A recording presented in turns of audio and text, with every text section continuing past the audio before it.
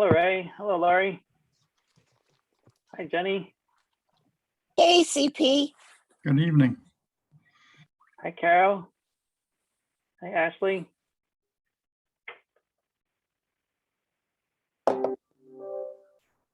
Walter's here. Hey there.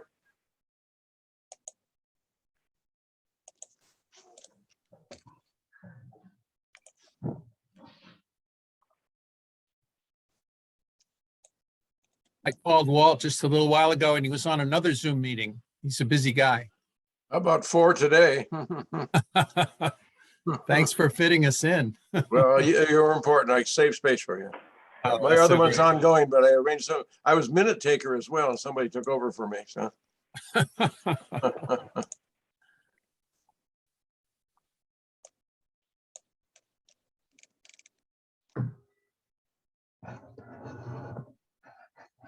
like the backdrop. Oh gosh, that's beautiful.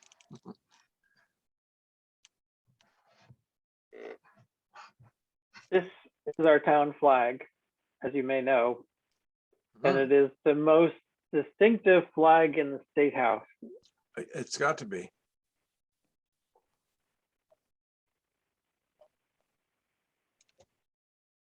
Reminiscent of Wendell's reputation as the pot capital of Massachusetts.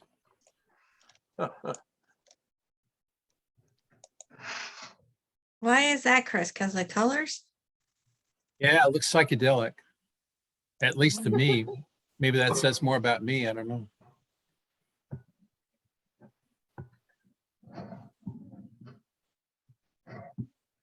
Mary's here and Gillian's here. Seal is here. Gary's here. Great. Gillian, is Michael going to be able to be with us? You're muted, so I can't hear your answer. I'm sorry. I actually don't know. I'm not sure. Oh, I know it was on his radar. Good. And I'm here, but I'm gonna just be muted and my camera off okay. for now. There's Hello, Patty. Molly. Hi, Patty. Hi. Byron.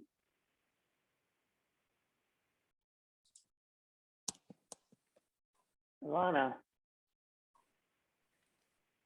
Chris, Chris. I almost made that my background too. I'm glad that you did.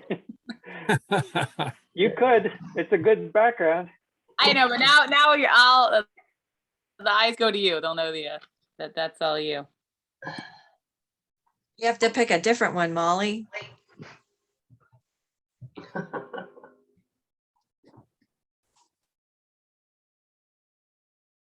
Myron, can you hear us? No. So it's 7:02. Do we still have people joining us? Things Oh, just okay. came and with her girls, maybe another 3 minutes or so. Okay. There's Hello, Bill. Hi, Bill. Bill. Hi. Hi, Laurel. Hi.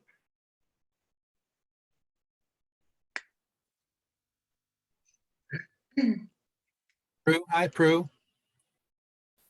Hey, Chris.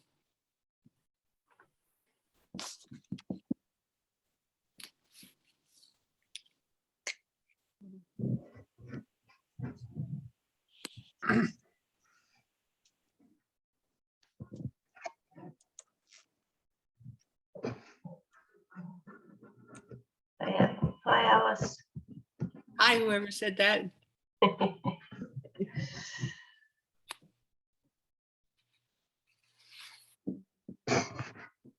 Hi, Ilona.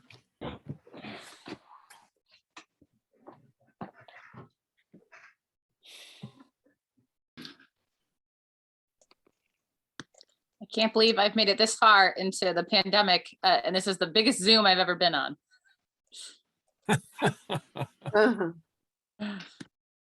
Hello, Anita. This is the second Zoom I've ever been on, and the last one was like 8 people. I did a whole CPR course over Zoom a few months ago, actually. How did you do that? Yeah, what'd you use for Annie?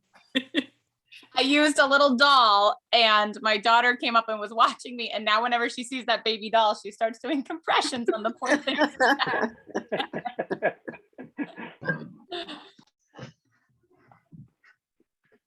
We are at 2 screens. Hi, Josh.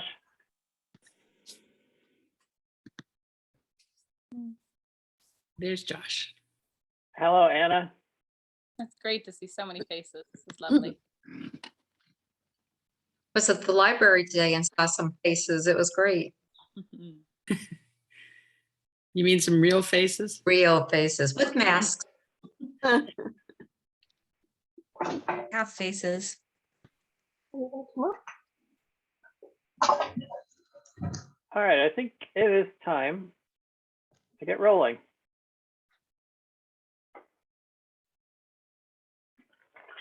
So welcome, everybody.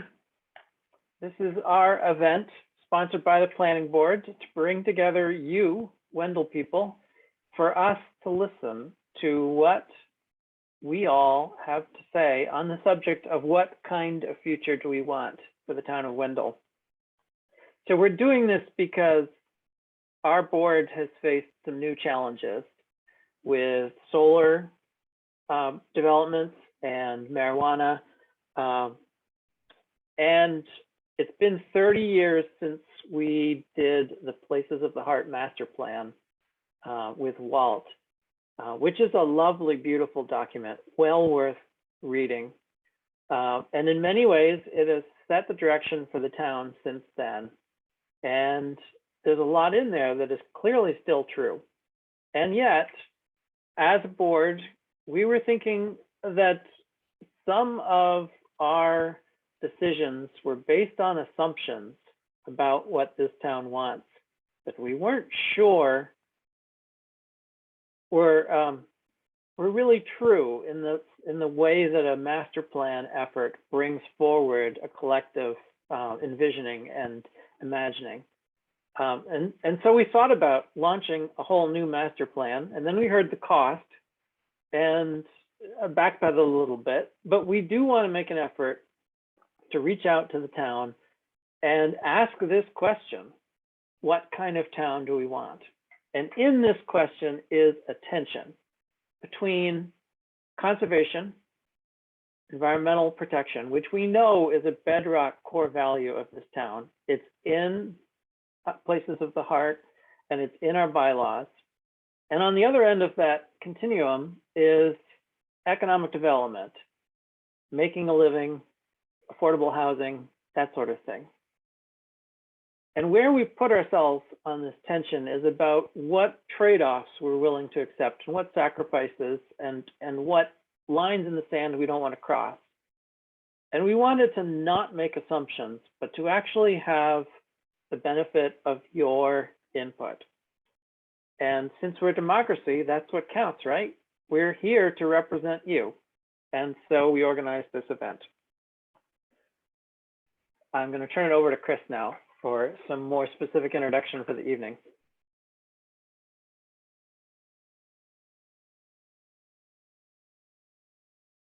So Chris, you have to make sure to unmute yourself. There. Thank you, Christopher. So our planning board, like many town committees, is small and it consists of volunteers. And in fact, one of the features of the town that is highlighted in the Places of the Heart study is that as a community, we are all trying to contribute our own voices to create the future together. We don't normally hire experts to come in and tell us what to do. And our town government is very much made of we the people. So this is something I hope we can do more of as a planning board and as a town. Many of you just filled out the Open Space Committee's survey. I hope you did. Dan Leahy may say more about that in a few minutes, but I think this is a time now, and as the pandemic rages on, and some of us are beginning to try to get back together and create community, that thinking constructively or critically about our problems and our possibilities is where we are. So we really appreciate those of you who were able to come tonight. We hope to have more of these in the future for folks who may not have been able to come tonight. We're really lucky to have 4 or 5 guests to help us with this process. Kathy Becker, who I think everybody knows well, was one of the co-founders of the Wendell Post, 30, 40 years ago, and our town moderator for so many years, has agreed to moderate the discussion this evening. Kara Roselle, organic farmer and activist, will be one of our speakers. Patty Scutari, business and community leader. Dan Leahy, conservationist and chair of the Open Space Committee, have agreed to start the conversation with very brief remarks. We're trying to limit ourselves tonight to 5 minutes each until most people have had a chance to speak, and then we can come back and have more conversation and speak a second or third time. And Walt Kudnahusky is so great to be with us.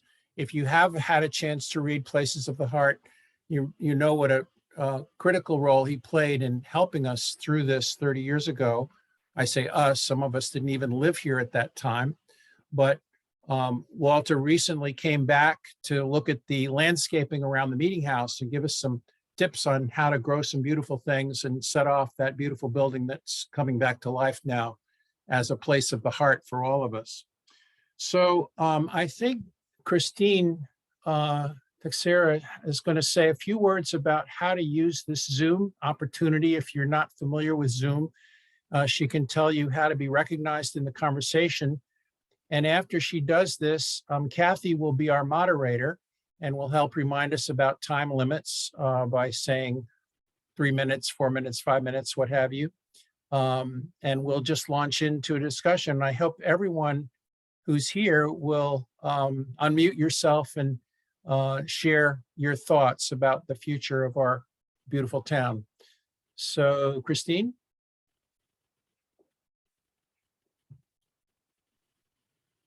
Hello. So nice to see you all. I know that for some of you, Zoom is somewhat new, and for others of you, you're on it way more often than you'd really probably like to be. So for people in the latter category, please just tune me out. Anybody who would like to get the best experience on Zoom for yourselves this evening, there is a way that you can control how many people you see on the screen at one time. So that is in the view section of Zoom. If you're on a PC or a Mac, it's in the top right-hand corner of your Zoom screen. And there are 2 options. One is speaker view, where the person who's talking is going to be the largest and you'll see thumbnails at the top. And then gallery view, where you can see lots of thumbnails of everybody who's in here. You can control that. Changing that, switching it back and forth isn't going to impact anybody else. So you can experiment to see what's good for you. And then on the other side of your Zoom window is a whole bunch of settings that that you should be aware of. On the lower left-hand corner of your screen is a little button that looks like a microphone that allows you to mute and unmute yourself. So if you want to speak, you need to be able to unmute yourself. The moderators and the co-hosts can mute you, but they can't unmute you. So you have to choose if you're going to do that. And that's a toggle. So you can click it and unclick it and you're unmuted. And then directly to the right of that is a video button for the same thing. So you can toggle your video on and off. If your video is on, you'll be in the recording with your video. And if your video is off, you'll just be a name.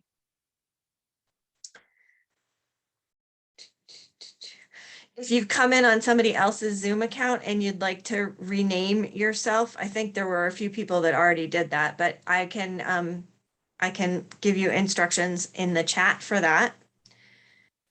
And I'm going to point to, since we're having a discussion, there's a few ways that you can raise your hand. One, if you have your video on, you can raise your hand the old-fashioned way by raising your hand. Unfortunately, or fortunately, we have so many people in this Zoom window, you may not be on the front screen of Kathy's screen, so you don't necessarily know that she's going to see you. The other way to do it is on the bottom of the Zoom window is a button for reactions. So if you press that button, you'll see that there's a raise hand on there. And what that's going to do is put the little hand in your icon, and then it will show for the moderators that people have their hands raised, and you'll be recognized that way. And then once you've been recognized by the moderator and you've had your few minutes to speak, under that same button for reactions, you can lower your hand, and then that hand disappears. The last thing I'd like to point you to is that there's a full functional chat in this Zoom meeting. So there's a little button that looks like a talk bubble, and it's for chat. When you get into the chat, you can see that there is a type message here where you can use to say hello, and you can choose right above that whether you're speaking to everyone or to a specific person. You can use that chat window to chat to me if you'd like to rename yourself and you don't know how to do it, and I will chat you right back and let you know how. Does anyone have any quick questions on the Zoom stuff?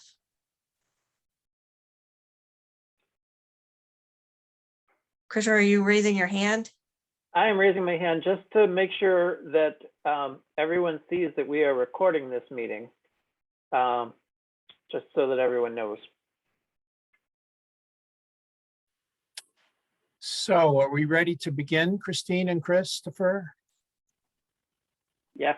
So I will simply call on our three opening speakers, and then following that, Kathy will take over as our moderator for the open discussion. And we've asked Caro, Patty, and Dan to bring forward some of their concerns about the future based on their expertise and their role in the community. And hopefully they will trigger some thoughts for you as well. And you may want to actually direct any of your remarks back to things that they said or not. But everyone who speaks has an opportunity to speak again. And as this is a conversation and not simply a soapbox. So if Caro, if you'd be willing to start us off with some of the things that you've been reflecting upon. Sure, I prepared slides. May I share them? Sure. Great. You'll have to make me a co-host to do that so that I can do that. And while you're doing that, I just want to give two disclaimers. I've been ill, so I apologize if I'm hard to hear. Please bear with me. And secondly, I'm here representing my own views and not those of any organizational affiliations that I might have. You're a co-host. Thank you. All right.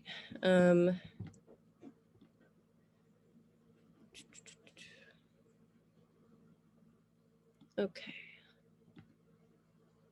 Sorry. Can you see that okay? Yeah. Can everyone see? Okay, great. So let me just start my stopwatch so I stay in time. All right. So I want to open with this obvious point, which is that Wendell residents care a lot about nature. But the problem is that we don't really know what nature is.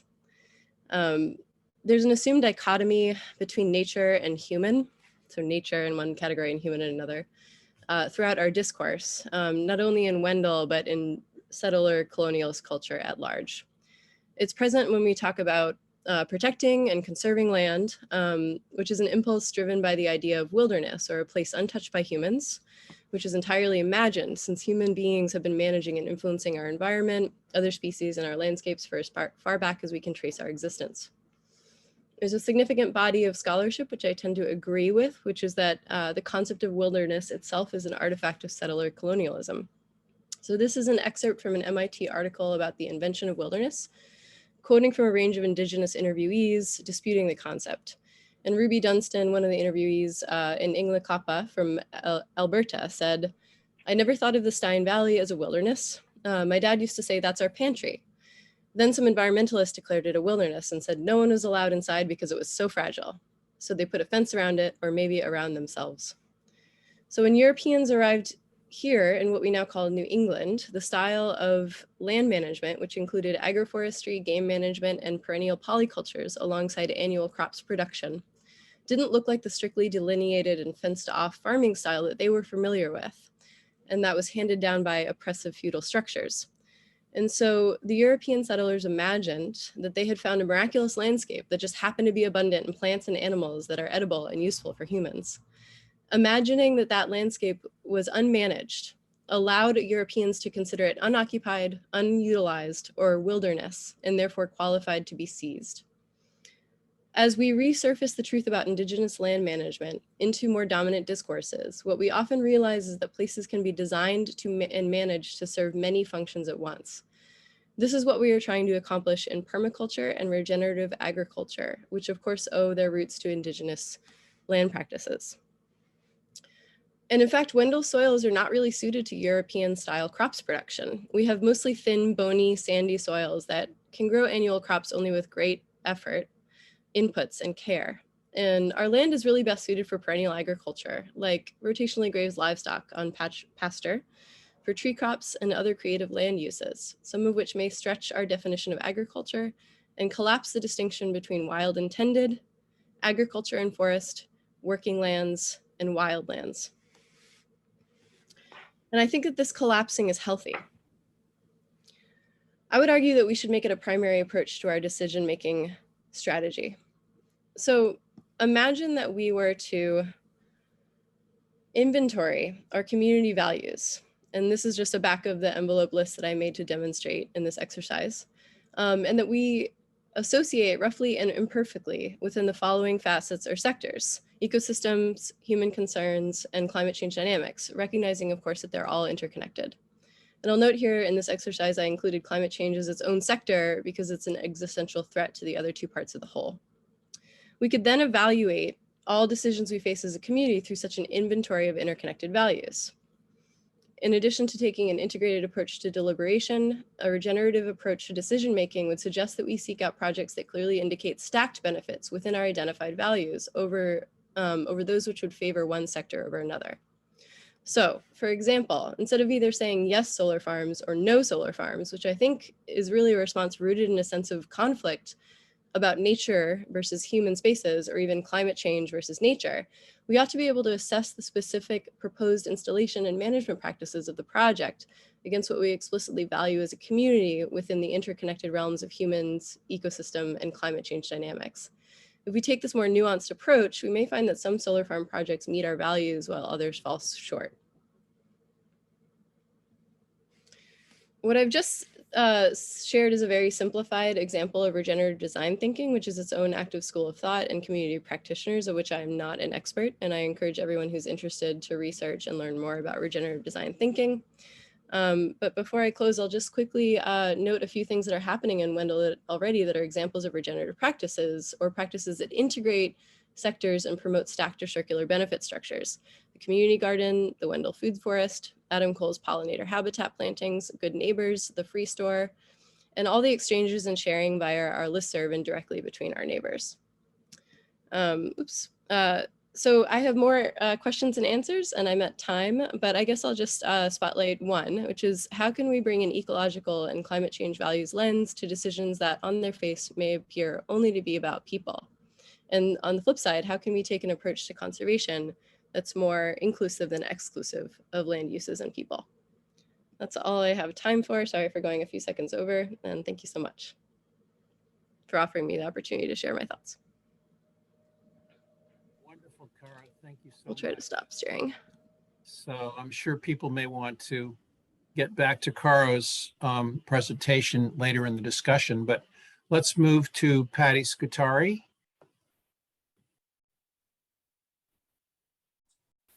All right, I unmuted. Did it work? Good. It's working good, thanks. Okay, well, that's a hard act to follow, Cara. I'm not that prepared. I just am going to speak from my information, my feelings, and what I've been getting from people, that speak to me and what I see from my position running the store.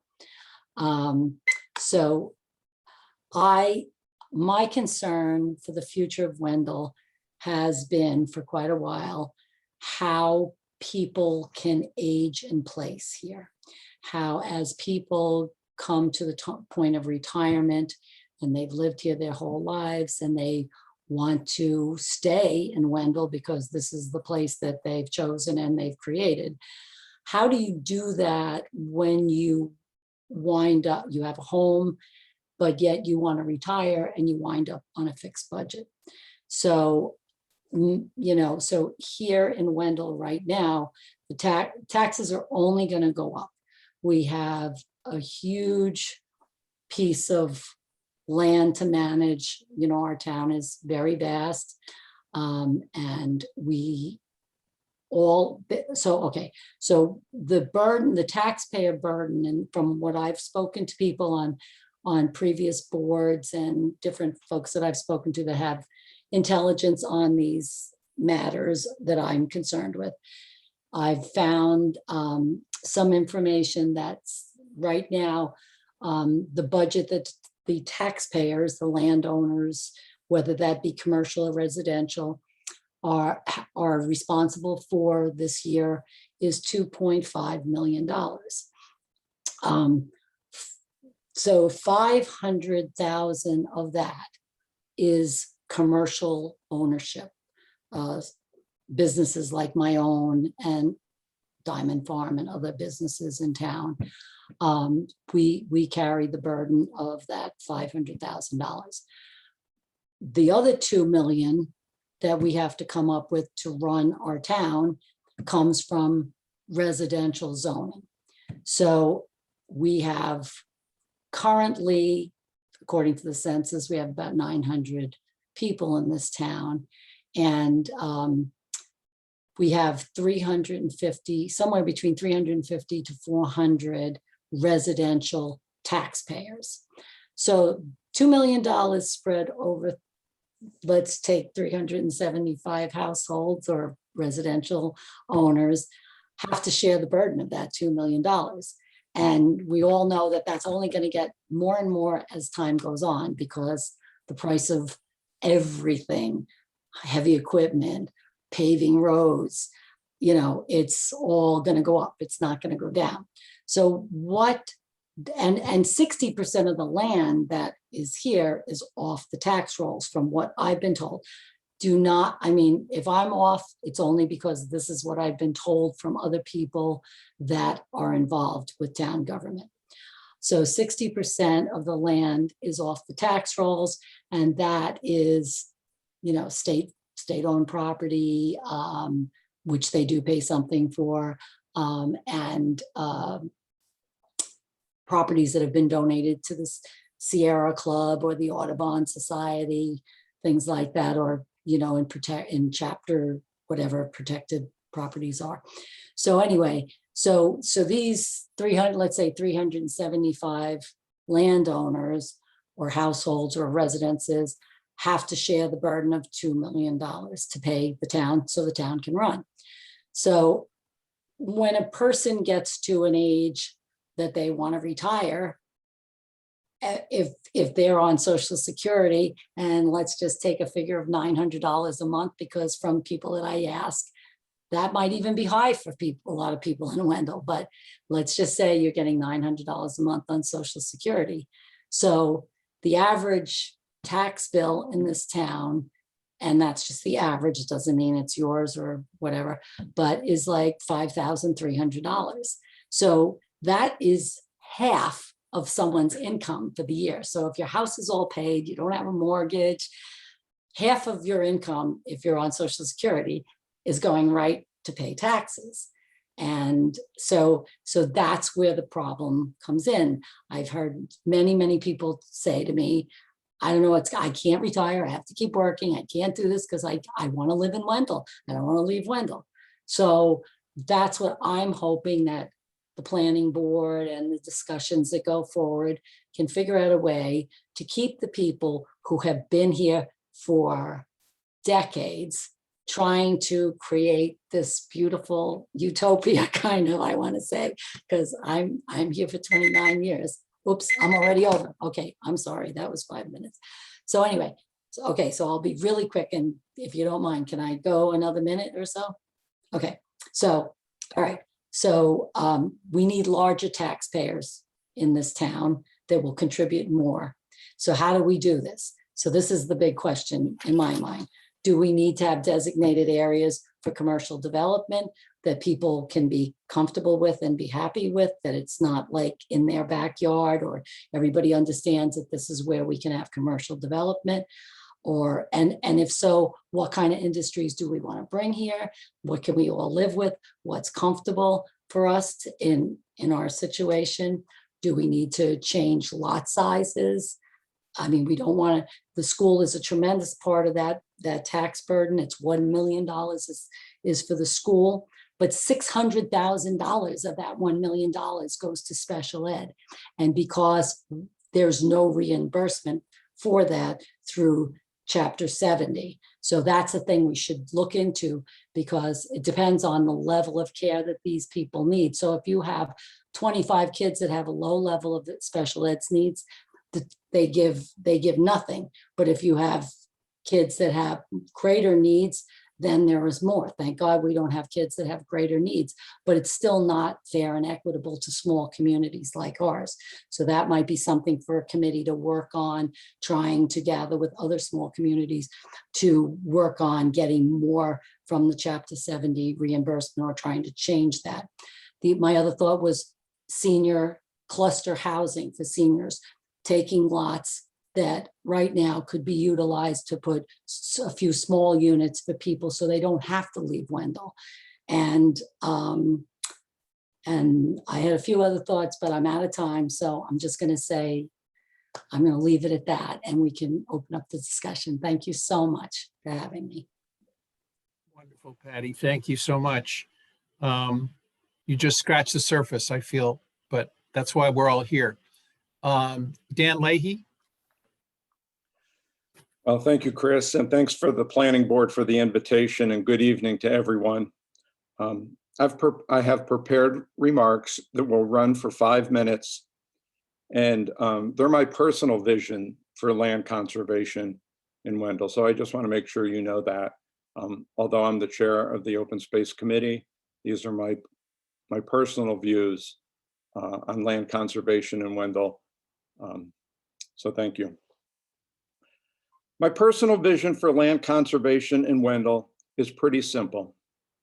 For the past 100 years, the landowners of Wendell, the people who own the land, have been working in partnership with state agencies, local land trust, and other environmental organizations to conserve their lands. Today, approximately 60% of Wendell's lands are permanently protected. A footnote there, not all 60% are off the tax rolls. These lands are essential to Wendell's rural character. Rural character is a touchstone for many of our residents. These lands are also where we recreate. These are the places we hike, walk, ski, birdwatch, forage, swim, paddle, hunt, and fish. And as we experienced in the depths of the pandemic, necessary for our mental and physical health. It's not only the land conservation efforts that are noteworthy, it's also the efforts of so many of our citizens who have worked tirelessly to protect and defend these lands. Most notably, the epic battle which stopped Route 2 from being relocated through Wendell State Forest. Another noteworthy fight was the successful effort to protect the wolf property from rapacious developers. Today, that land is part of Wendell Wildlife Management Area. Going forward, guided by Wendell's Open Space and Recreation Plan, I see us strengthening our existing network of conservation lands, Working together, we will continue to identify priority lands and focus areas. We will work to expand our existing conservation areas. This will result in a wild, connected, and conserved landscape that stretches west to the Connecticut River, east to Mount Wachusett, and north to Mount Cardigan in New Hampshire. Many of us have created beautiful lives here, a place that is quiet, has abundant wildlife, and a dark night sky. We are embedded in a landscape of small towns, productive farms and forests, surrounded by warm, loving friends and neighbors. Wendell is a rich, verdant tapestry. The forest is sprinkled with what I like to call small utopias and beauty spots. It's all the hand-built homes, studios, workshops, and barns. It's the gardens. It's the meeting house. It's the country store. It's the rats. It's the free box. It's your place. It's the places we've yet to discover and visit. It's the wild and the cultivated. It's the place we call home. This is an amazing place with amazing people, and we are in a time of great reckoning.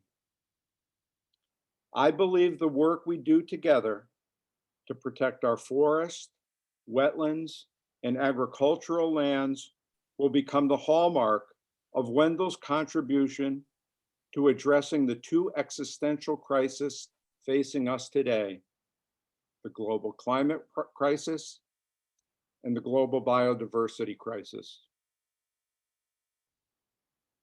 About 25 years or so ago, I was in Vermont to hear Governor Dean speak. His words seemed fitting in 2021. 2021 is the 100th anniversary of the establishment of Wendell State Forest. The governor began his remarks about the details of his 5-year and 10-year plans. He spoke about getting Vermont's fiscal house in order, and then on to other issues of the day, like taxes. Then he came to talk about his 100-year plan and his deep commitment to land conservation. Land conservation was his 100-year plan. As he finished his remarks, he told the audience that in 100 years, no one will remember what we did about taxes, or education, or healthcare, nor will they remember who the governor of the state of Vermont was. But, he said, 100 years from now, they will know what we did for land conservation. Thank you. Thank you, Dan. So Kathy, you are now the moderator of our discussion, and you may recognize folks who raised their electronic hand or their biological hand and take it away.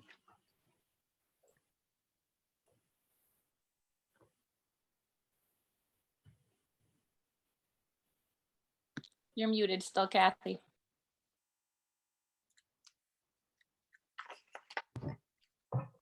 Okay, am I undone? There. Okay, I think that we are looking at the folks that are here. I think we have a high degree of sophistication with our town, with our meeting conversation. And we've already been obeying the 5 minutes. So, and the only I think difficulty that we will have tonight in a respectful conversation is figuring out the electronics of it. So, have all the speakers spoken, Chris and Christopher? Yes, so we're open to general Board. discussion now. Anyone can participate. Okay, so we'll be very, I think I can see everyone that's on the screen, and I'm aware that there are people that have their screens off and are muted, but that doesn't mean that you can't join this conversation if you wish.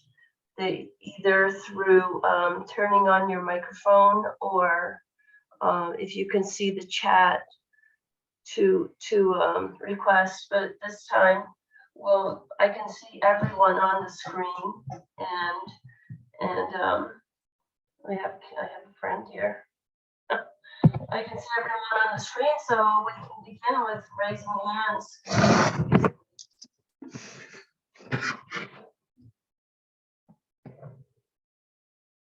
I just wanted to say it might cut down on some of the distortion in the audio if everybody is muted when they're not speaking. It does sound like Kathy's words are coming through a little bit distorted.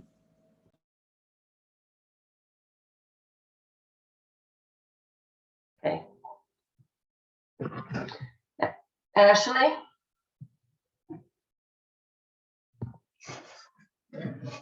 Ashley, could you raise your hand? No, I did not raise my hand. Kathy, if somebody uses the hand raise function, they will go up to the top right or top left of the screen, which it looks like Chris Neal has done that. Can you see that? No, I do not see Chris. I have a kitty here, just a second. Chris? No, I'm not sure how to see Chris. I thought I could see everyone. Chris? So who's on there the you top are. left? Okay, Chris. All right. No, thanks. No, I really enjoyed the presentation. So I used to live in Wendell years ago. I still own property, and I plan to spend a lot more time there. And I have during the pandemic, and I appreciate everybody's comments. So, Wendell has done an absolutely remarkable job of preserving open space and sort of the town, as well as the forest, as well as Mass Audubon and the legacy of Mason and Ina, who are longtime residents. And I think we should keep doing that. I think we need it for our own well-being. I think we need it to show that places can adapt to the coming climate change. I think the biggest, so I look at the landscape Massachusetts and the big things that are coming. I think, some of the big challenges in maintaining open space are going to be land, what do you do about land-based solar? And then the other sort of, I think, more hidden aspect of a transition in the energy system is more transmission lines. And so I don't know what the answer is to land-based solar, because the carbon economics are pretty positive. Even if you clear a Wendell forest, it's pretty carbon positive to convert forest to land-based solar. But I think one thing you can absolutely do that probably needs to be thought about carefully is, if there are any proposals to route transmission lines, just keep them in existing corridors. We have a lot of existing transmission lines, and just figure out ways of keeping that new grid's footprint, to existing corridors. So those are sort of two things. I might have some more comments later, but I'll hand it over to other people.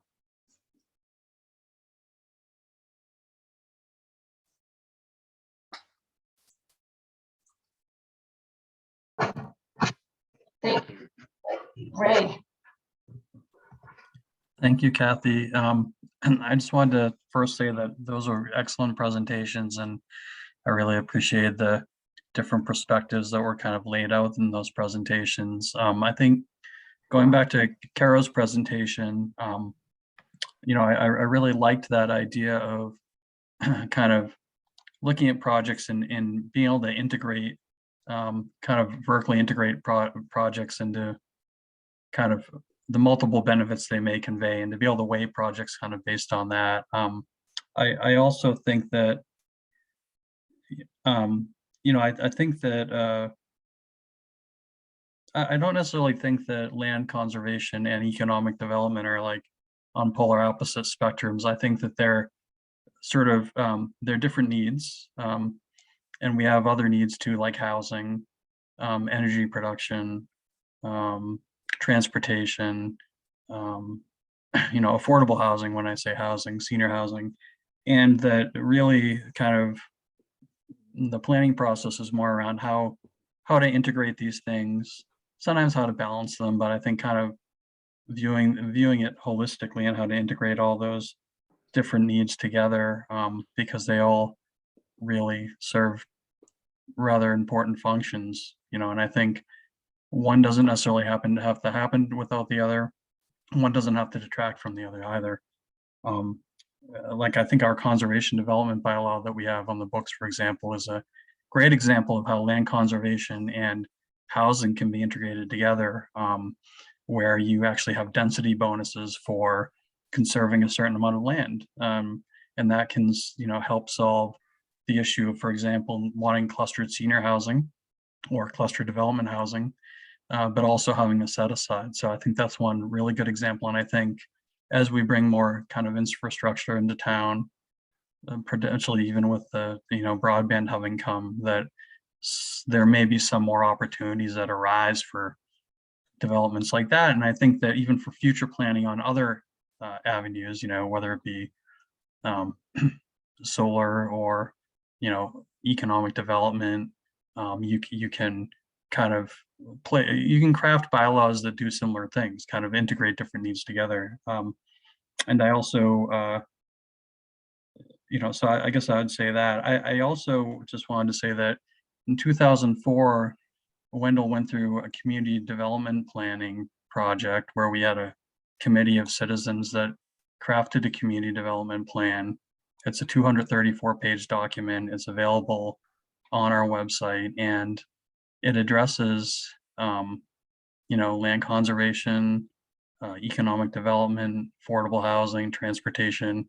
It was FERCOG, a FERCOG planner, transportation land use planner, worked with the town to develop that plan. And I feel like it's a nice guidepost for helping us along and thinking about these. One of the interesting things is that when you go into that plan, you see land conservation, and then the next section is economic development. And one of the first sections of that plan says, like the section underneath the first section, economic development, talks about, let's see, let me just pull it up, talks about, basically the land resources that we have. So, that's just something to keep in mind, that, it says under economic development factors and issues, natural, scenic, and recreational resources. And we've seen some of that with efforts in Orange and Athol around ecotourism in the area as well. So I think there are even ways to integrate there.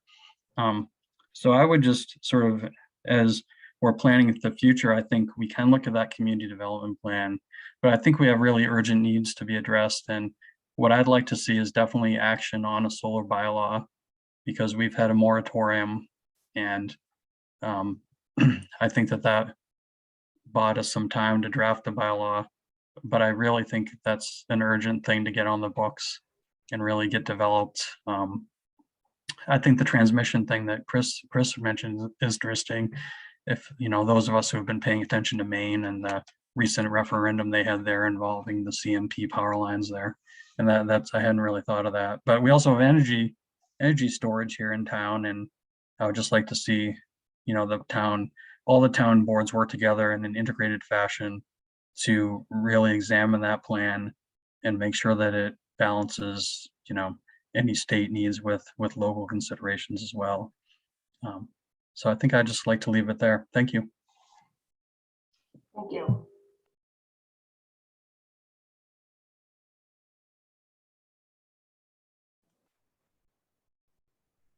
Yes, Laurel.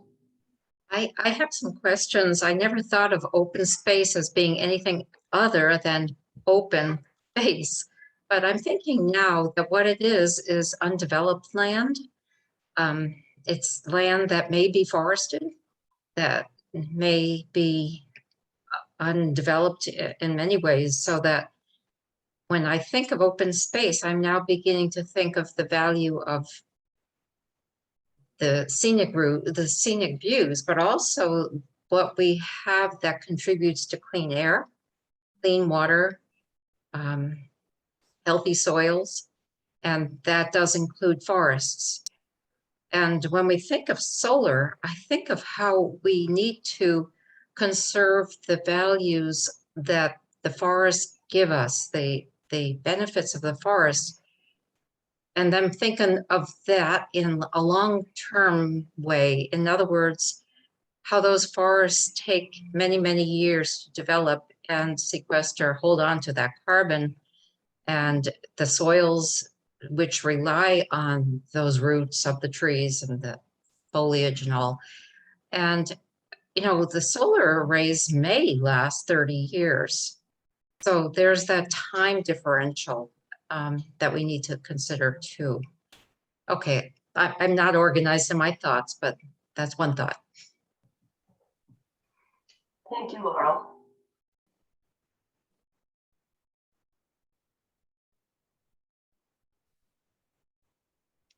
So Kathy Caro is also up with her hand up in the upper corner. I can keep an eye out for that. Oh, okay. If it's something Thank you. you're not seeing. Okay. Thank you. Thank you, Lori. Carol. Thanks. I know I already talked a lot, so I'll just say two brief things. I just wanted to make a little bit more explicit what I was saying with my solar slide, which is that I really think there ought to be a way to evaluate solar projects by the installation and management practices that are proposed. So, you know, for instance, I would actually really like to see solar development in Wendell, because I think has a lot of important values for climate change mitigation and for justice, because of avoided mining and extraction practices in you know, less you know, societies that have less power than ours do, right? So there's a lot of reasons to want solar, but I would really not want to see a solar project that involved concrete pads and very invasive ground mounting procedures and herbicide and, you know, scorched earth practices, right, for maintaining the solar panels. What I think that we could have a solar project here that had, if we set sort of limitations or expectations on our management practices, that was ecologically managed ground cover and low impact ground mountings, which can be more easily extracted at the end of the life cycle of the solar farm, leaving the soil health relatively intact. So these are just things I think we need to just be a little bit more nuanced in the way that we think about these things and evaluate them on the basis of kind of some of the management specifics. So that's what I'll say about solar. Great, thank you. Bill.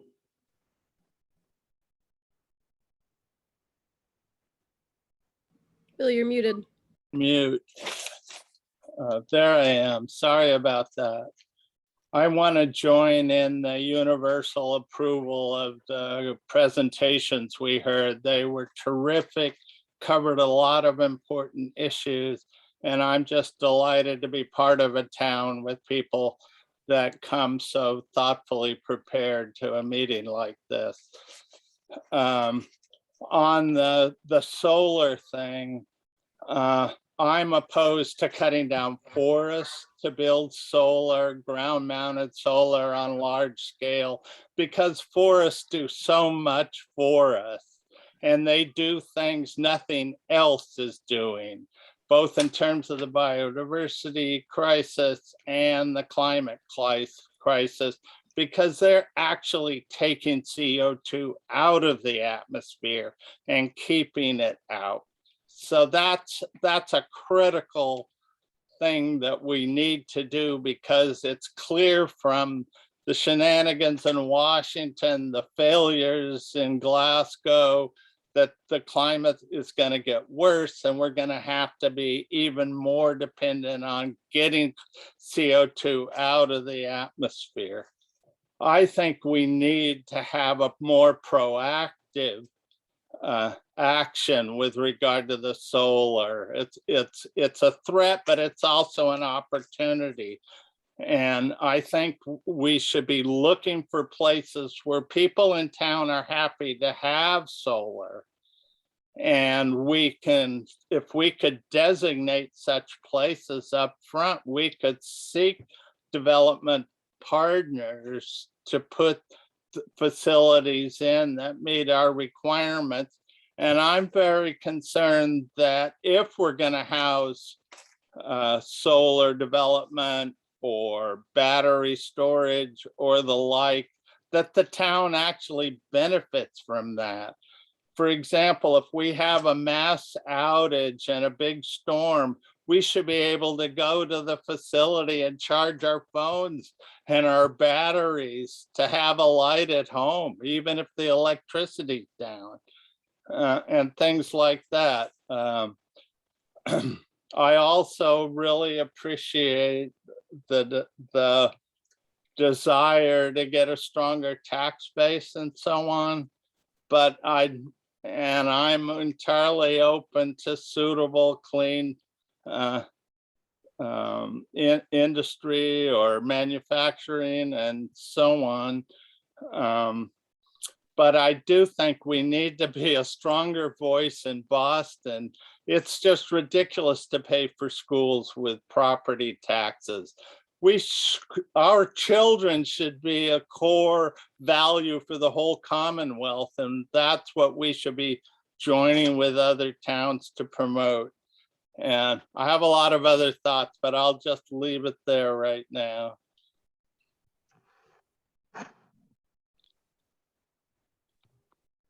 Thank you.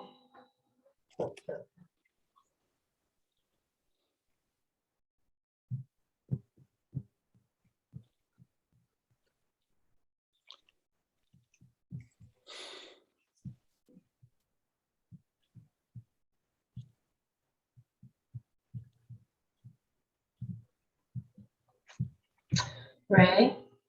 I just wanted to, I won't speak long because I already spoke, but I did want to say that one thing that resonated with what Patty and Patty's remarks was, finding places where we consider commercial activity suitable in Wendell. And I think one place where Wendell's kind of struggled with over the years is, some towns are able to designate you can make overlay districts or areas of the town where certain uses are encouraged or permitted.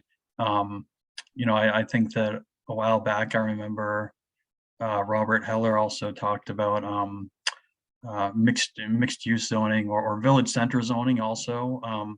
It's a little more difficult in a rural area where we're kind of spread apart, but I think that's one place from a planning perspective where, as Bill Stubblefield was saying, finding places where we might find solar suitable, maybe an overlay district.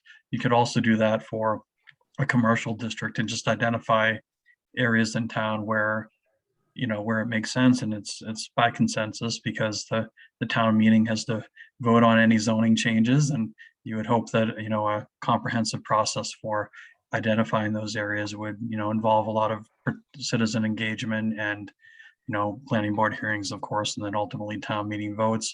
So it would involve quite a bit of community discussion and consensus. But I just think that if that's the one place where I think we struggle a bit, and I don't really know what the answers are to what those areas would be. The other thing I think is from economic development perspective, I think now we've got a lot more opportunity for home-based virtual businesses and e-commerce and things like that. So kind of helping to encourage those sorts of businesses in town. I think at least, I don't know how much that would help the tax rate, but it certainly might help with jobs, for example.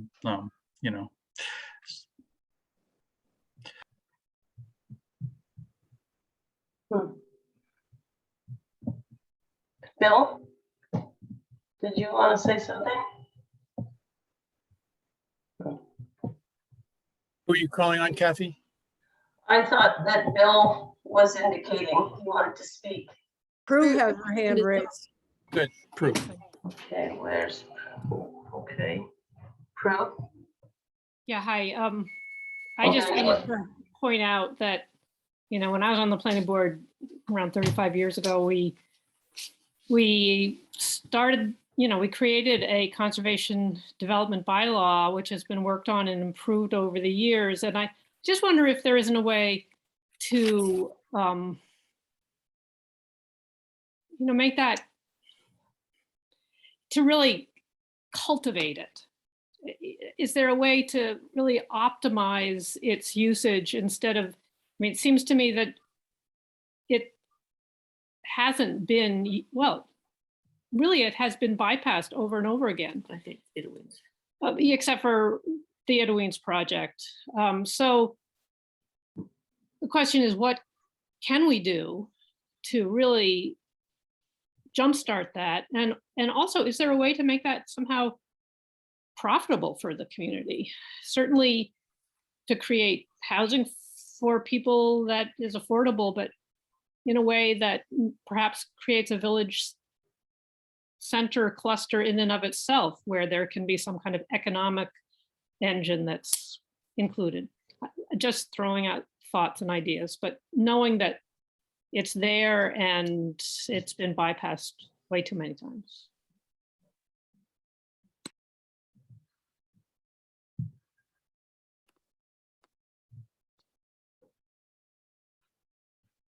Thank you. Yes, Chris.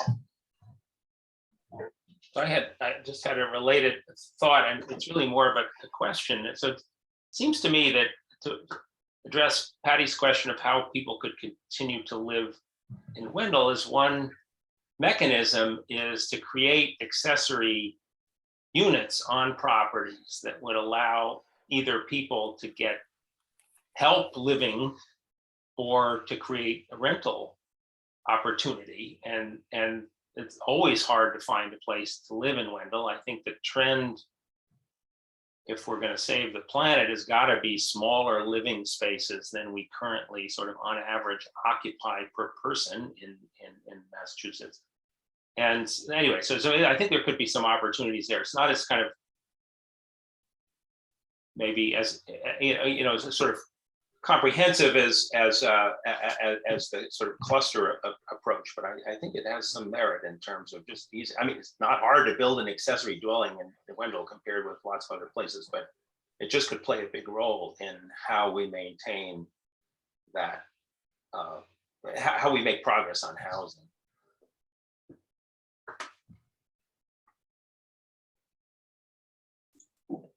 There's Dan. Yes, Dan. And Chris, and then Chris. Dan? Yeah, I just want to reply to Chris Neal's comment on accessory dwellings. And we have a bylaw that addresses that in town. And I don't have the bylaw in front of me, but I believe that each resident in the town of Wendell that has been in place for more than 10 years is allowed one accessory dwelling. There's regulations about how far it can be from the existing dwelling. I believe it's like maybe 800 square feet. So it's allowed.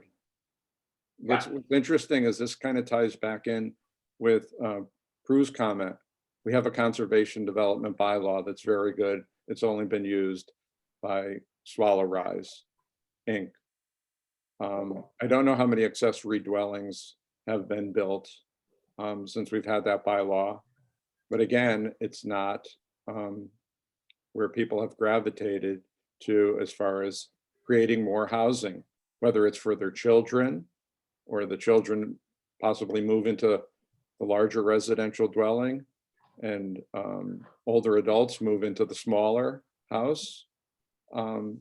But there's a lot of opportunity there, and it would have, relatively, minor impacts if done well. And I think sometimes we kind of go to some of these, I don't want to say grander plans, but larger plans, like we're going to do something in the center of town, but we don't have the infrastructure. That's where we're hampered. We don't get to do dense development in Wendell because we can't handle the issues around water and sewer. So we're in a real tough spot there. And I don't see that changing anytime soon. So that's my comment in response to Chris, Neil, and the rest of the group. Thank you. Chris Queen. I don't know if anybody saw in the New York Times today, there's a story called Blue States, You're the Problem. Why do states with Democratic majorities fail to live up to their values? And it specifically looks at housing in a state like California, which is supposed to be so progressive, and shows that in places like California and state of Washington, progressive people consistently vote against having affordable housing, clustered housing, income-based housing, in order to protect what those more affluent people feel is their quality of life, although at the same time saying that they would really like everybody to have quality housing. And as I read that this morning, I was actually thinking about our rural town and wondering whether in spite of what Dan just said about water and septic limitations, whether what Patty Scutari invited us to think about, clustered housing and industrial development that still respects our rural character, is possible. I think some real creativity is going to be necessary here, and it may be that the Idoines are leading the way. Michael wrote the introduction to the Places of the Heart study 30 years ago, and I think he's still with us right now, but in this meeting. But it seems to me that if those of us who are aging in place and wish to stay in Wendell can share our space with more folks, it might make the center of town a place where you could walk to more than simply the country store, which we desperately need. We lost our pub and our restaurant, but I think Patty's trying to get it back for us. But I think that conservation and land protection have very eloquent voices, and we all applaud that. But I think the tax issue and the sustainability issue is not receiving as much creative thought as it perhaps could. Thank you. Thank you, Chris. Chris Wings and then Patty. Hi. I think I'll just speak. I recently retired from the Board of Assessors after close to 12 years. So I kind of have a good feel for town finances. From my perspective, in terms of, affordability in Wendell, it's becoming a bigger and bigger issue. And our tax rate is real high. Our taxes have increased.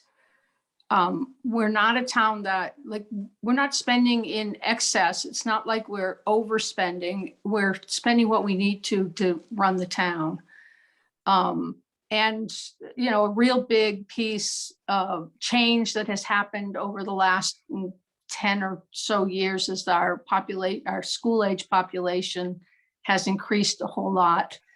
For many of the years that I taught at Swift River, New Salem had 2/3 of the student population, and we had 1/3, and now it's the other way around. So our expenses for school have really raised, and I can't remember who spoke to the issue that the state formula for how we're paying for schools is just ridiculous. And it's not right, it's not fair, but that's what we're stuck with. Those are kind of some of the problems, but the piece that has frustrated me is that I hear a lot of no to development in the town. Anytime there's a project, there's a big no, we can't have this here. But what we need in place is a plan for what we will find acceptable, under what conditions, have a really solid plan for getting some, businesses in town or solar or whatever it is that will help ease our tax burden, but not just having a good plan for what we will find acceptable and what the conditions are, but then to go out and actively try to get some of those businesses in town. It's just not sustainable for us to continue to run the town on just the property tax for residential. It's just, I mean, we all feel it, and excuse me.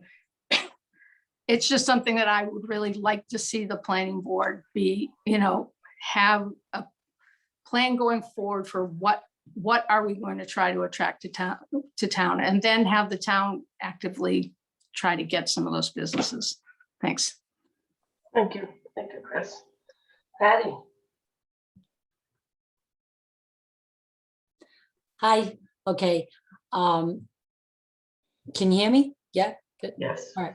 So, well, one thing that I wanted to respond to was, I think Dan said, I'm just thinking I have actually a question. If there's cluster housing, like for instance, I have a piece of property next to and behind the store that I've been interested in developing for a few different possibilities. And one was like to put maybe 4 small house units sharing one septic and one water supply, and have it for seniors that I know several seniors that have had to leave this community in order to be able to afford to live. So I would think that that would help the conservation and not impact negatively on it, because you'd have like 4 little units perhaps, or 5, whatever it would be, depending on the space available, that would all be sharing a septic and a water supply, and not tearing down a lot of trees or whatever, and have everybody on their own big spaces. So I always thought of that as a conservation type of a situation. Also, I have spoken to people, these are just different ideas. I know a woman that's on the select board in Athol, and they have like 3 retail cannabis stores now. And this woman said it's like been a miracle for the town, the amount of money, because they have to pay, you can assess them so much higher. Like I don't understand all the legalities of it, but I know in the tax law, like they pay a much higher tax rate for cannabis retail. The town can assess above that, they can get a town tax on it. And she said it's like turned the town around, basically just having these 3 retail outlets. And I pass them all the time, and you wouldn't even know that they were a cannabis outlet, a retail store or whatever. And they're right on Route 2, on Route 2A rather. So I think there are a lot of possibilities that would be more low impact and would help people to age in place here, and not add more impact to the schools, because a cannabis retail store would not bring children into the school district, for instance, most probably.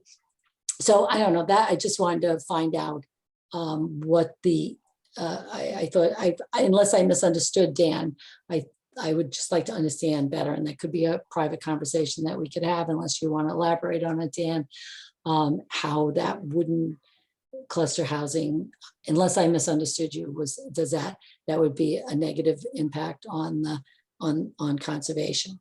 So that was my question. And my third point was just that I keep envisioning Wendell becoming a bedroom community for people who are wealthy and they can move from other places, because now after the pandemic, I feel like a lot of people that live in cities want to get out. They want to get to places like ours, and they'll suck up anything they can to live here, and the taxes to them would be, when I moved here, I thought, oh my God, I can't believe how cheap it is to live here.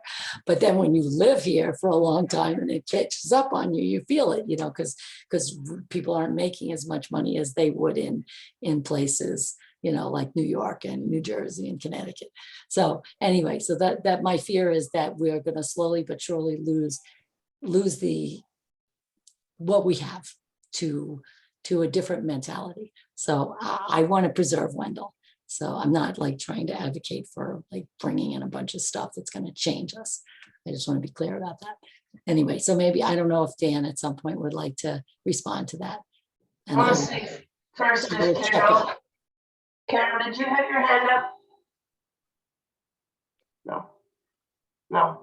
Carol, I thought you had your hand up for a minute. No. Okay. Dan, did you want to respond? Yeah, I'd just like to respond to Patty. No, I think cluster housing in our conservation development bylaw is a good thing, and it minimizes its impacts. I think maybe what was confusing is when I talked about dense development in the center of town, whether it's at the country store or somewhere in the center of town. When you try to figure out how to build that kind of development and then also pay for and design the cost of the sewer and the water, it can be astronomically high, and you're not going to get what you want. Just to build housing, any type of housing, is extremely expensive. But when you don't have the adequate, basically soil, the soils can be challenging for on-site septic, and we don't have any public sewer system.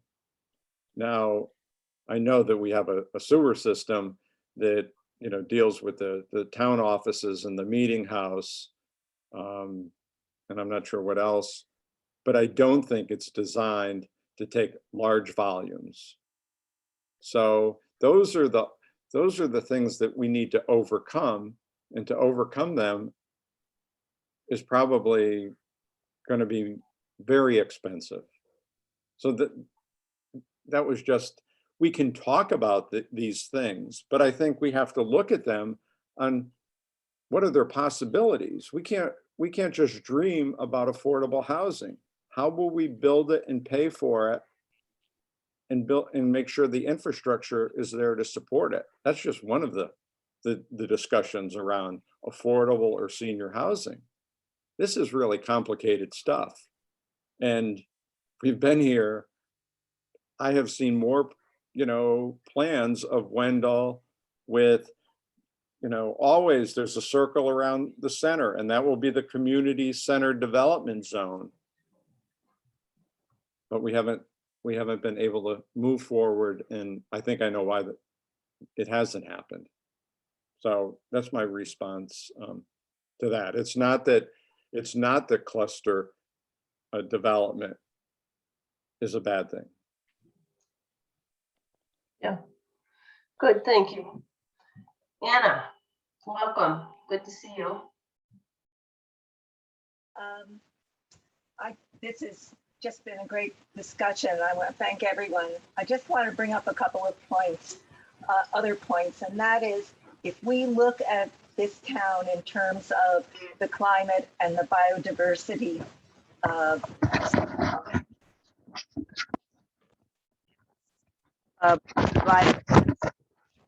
crises, there's a lot that we can work with and that we should demand. For instance, this whole issue of not being paid the pilot, you know, payment in lieu of taxes for the you know, all the state forest lands, that's been brought up at several town meetings. But this is something, we have a really good legislative delegation that I think could really help on this. And also, I like what I'm hearing from people about planning for what we do want in a proactive way.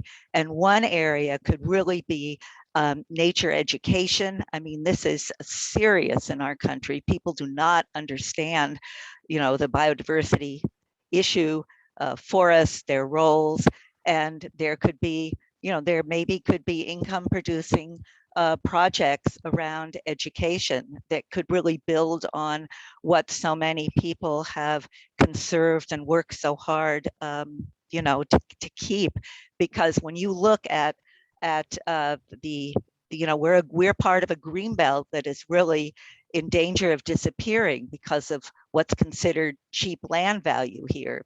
And anyway, I just really welcome more attention on that, because that's really a role that we can play in the coming period. Great, thank you. Yeah.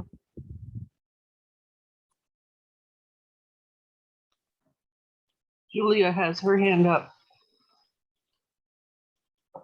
Who? Julia. Julia, okay. I don't see it. I'm glad for the prompt. Thank you. Well, I have had to come in and out of this meeting a couple of times, so I'm a little reluctant to speak because I don't know what I've missed. But to my mind, I guess I'm thinking I like the Places of the Heart, and I like the name Places of the Heart.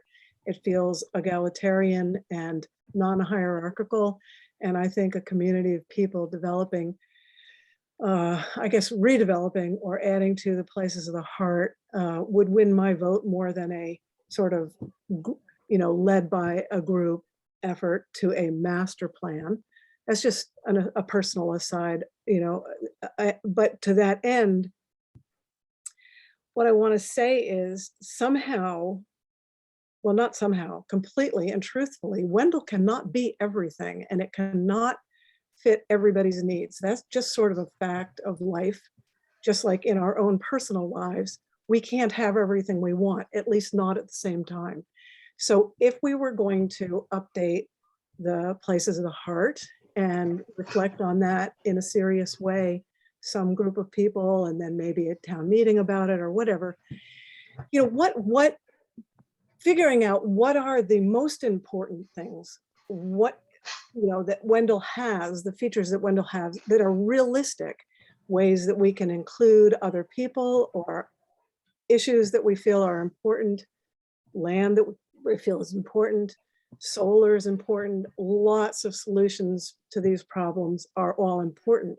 But if they're not developed well, and if we don't have guidelines for companies that want to come in, it is pretty easy. I mean, all you have to do is drive down Palmer Way, even down Wendell Depot Road, and you look across the street and you see this huge, solar farm. And, solar is just like one little piece of it. So, development, having it be affordable. Well, if you have affordable housing, but people can't get to jobs because they don't own cars, like there's just so many pieces to this.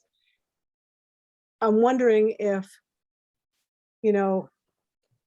there's some way to look at this issue abstractly at first and come up with themes and ideas of things that people generally think are important about this town, and then start to filter down into the details of those most important features or those most wanted attributes to the town. I don't know if that's helpful or not, but we can all talk about things that we want, and it's really stimulating conversation. It's made me think of things a little bit differently, a little more expansive view of the issues here than I think about on a daily basis. But how do we actually update the Places of the Heart? How do we think about our town and try to be inclusive and realize that not everything's possible? We don't have public transportation. Doubt that's going to come here. Lots of issues, lots of things. So thank you for listening. Great, thank you. I see Seal, you have your hand. Kathy, I want to break in here because I think what Julia just said is a great segue to our special guest, Walt Chudnahusky, tonight, because since he guided us through the Places of the Heart 30 years ago and is with us tonight, I've told him that our meeting ended at 8:30, although all of you should know that we're willing to keep this discussion going to 9 or even beyond if you want to continue. Not everyone has had a chance to speak by far, but I would like to invite Walt to comment on what he's heard and perhaps reflect on what he sees changing all around us and perhaps in Wendell itself. So thank you, Walt, for being with us, and we'd love to hear what you're thinking as you listen. Well, thank you for inviting me. Am I being heard, or do I need to speak Yes. up? And I am, okay. Well, I also want to join in on the excellent, the accommodation for the excellent presentations and the thoughtful questions, compelling points that the citizens have made. So it's been enlightening for me to listen in, and it's been wonderful. I just have a few random thoughts. They can't have any coherence here because I'm responding to things I'm hearing and thinking about as things are being said. I want to congratulate the town on the issue of building a community by working on places like the Wendell Meeting House. So you're really honoring history. The outside of the building hasn't changed dramatically. It looks like it's staying the same, but lots of change has happened. So it's that kind of effort that makes community happen. And I stood outside while people drove by and offered through car windows congratulations, suggesting that it's an infectious thing to do such events. So you're to be congratulated and need to continue doing things like that, but maybe not as big as that even. Small things count a lot. I've just heard, this is all at random now, the issue on affordable housing. There are places, in a way, Wendell's not unlike an island. And I had an opportunity to work on Martha's Vineyard for a number of years on affordable housing clustered projects. And they are able to do some periods are leaner than others, but they continue to do them and have found a way to make it all happen. And it seems that there are extra costs and technological things involved. That means you have to have bigger resolve and have to become a partner. We can't stand back as Wendell and wish for it if it's something we really want. So cluster housing needs some extra boost and participation on a broader way to have it really happen. So that's something that I've been part of, and then through that been aware of. I think we want to say that rural character is much more than just what we can touch and see. It involves certainly landscape and place that has meaning. And it's in doing so, that means it's involving cultural landscape. Going back to our 1990 Places of the Heart study, those places can still be priorities if they're looked at again, and I'm sure they will be in the upcoming open space plan. But I want to just point out that it's not only the places or areas, which of course are important, but it's the relationships between them. We can imagine if we look carefully that things start to get clustered. And during that time, we saw the cluster at the town center, and it became one of the bigger places of the heart. There may be other such lesser groupings, but how things relate, not just the entities themselves, are important here when you're looking. So it's a, Patty made the point about the small rural community as an asset of increasing value. I assume my business has never been busier with people moving to rural places, not unlike Ashfield where I live currently or your place. And so recognize that you are of increasing interest to the outside world. And that's something to cash in on, I think, as you plan. I think you need to work on community all the time. And it seems to me like we used to have fence walkers, and we're now talking about forest bathing, and certainly you've got plenty of forest in Wendell. But the whole issue of really celebrating what is, not just working on problems or the big needs, but is it Cora, I think the first speaker, she was delivering a nice piece of education and has a lot to share with you. But you have artists and you have photographers and you have farmers and you have all kinds of people that you could be walking your town with, not just doing it with one other person and enjoying it certainly, but becoming informed and celebrating in a more community sense, the very things that count most in your town, the rural character. And the more you learn about it, the more you're going to love it. That's my prognosis. And so I don't think enough of that goes on, especially in the digital age with the electronics separating us more than they should.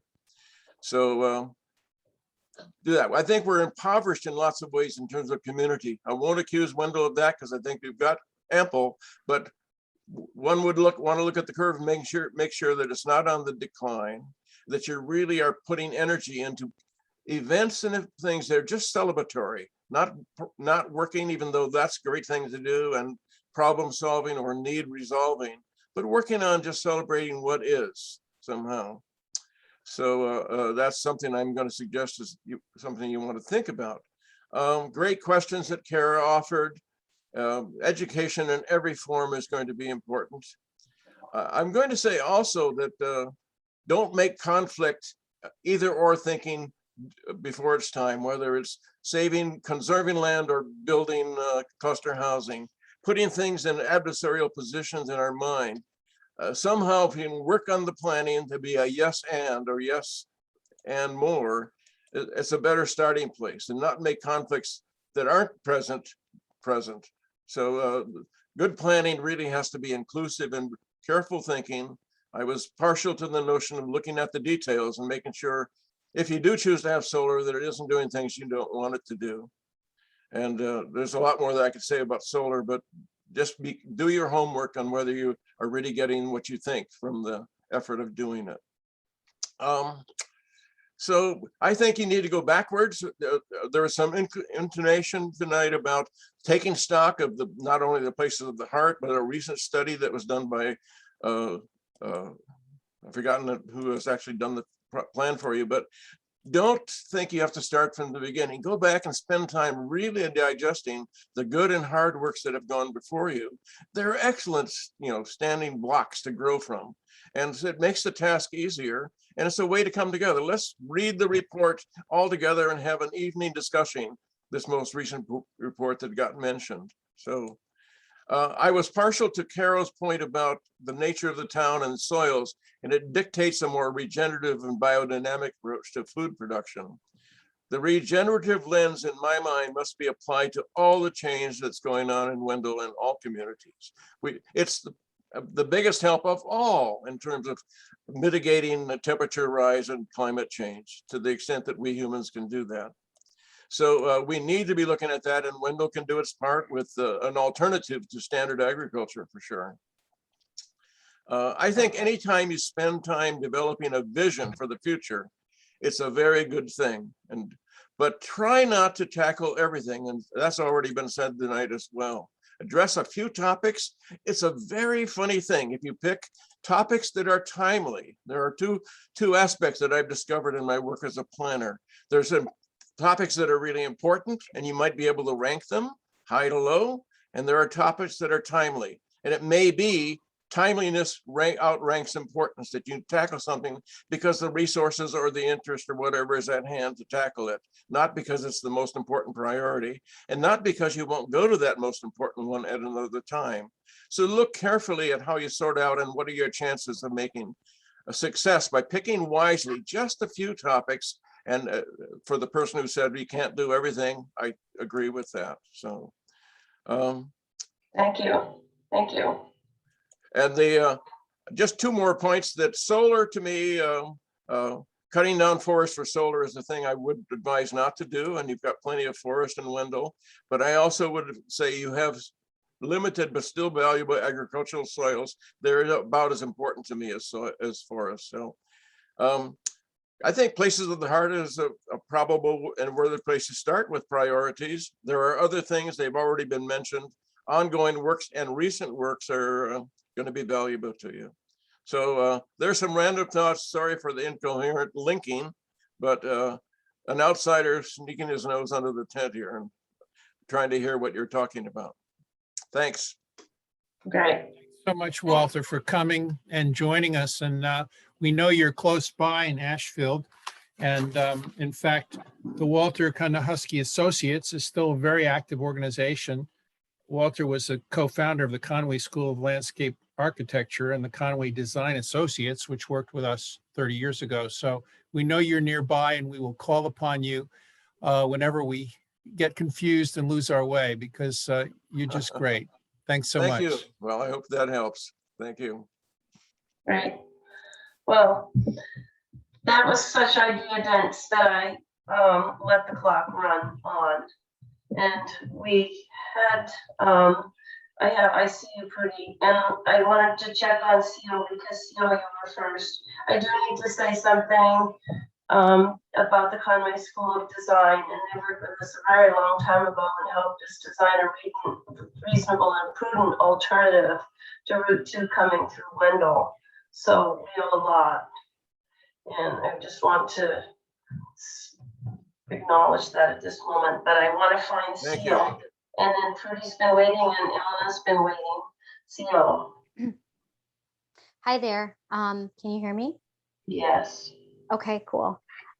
So there are just a couple things that I wanted to, I guess, ask a question. Yeah, ask a question about, which is that there were several issues related to tax funds that are in the hands of our state government. That some of that was news to me, and some of that wasn't news to me. But in both cases, the related to education, special education, education in general, and tax funds that we don't get related to the state forest. Both of those issues just seem to me like, well, those are tax funds that we could get without there being more development that seem to be rightfully the town, resources that towns should have. So I'm wondering if our boards could, I don't know if the boards hands are tied in terms of political involvement at that level or something, but how can the citizenry be informed about these issues that impact our town and our taxes greatly, and how can they be encouraged to encourage our state legislators to look at that and approve of those things. Second thing is in terms of the issue of infrastructure and development in our town, could our town have some mechanism of studying and encouraging alternative infrastructure, such as composting toilets, water catchment systems, et cetera, that I know has already been really well documented in town at Jonathan and Susan's place, and probably many other places? Could our town be cutting edge in that way? Already has been, I believe, and I wonder how that could be harnessed. Yeah, that's it. Thank you. Thank you, everybody. Amazing presentations. This has been really a wonderful meeting. Thank you to everybody who was so prepared. Right. Sharon.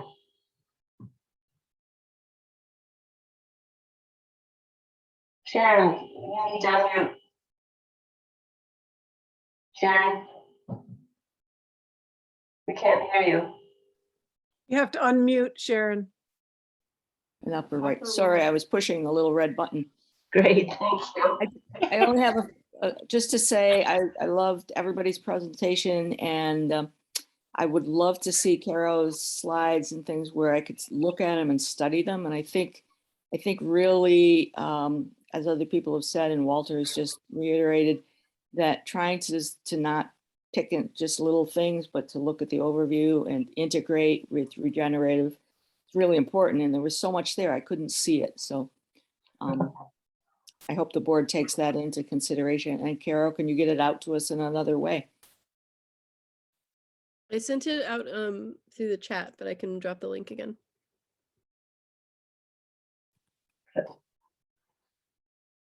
Ilana?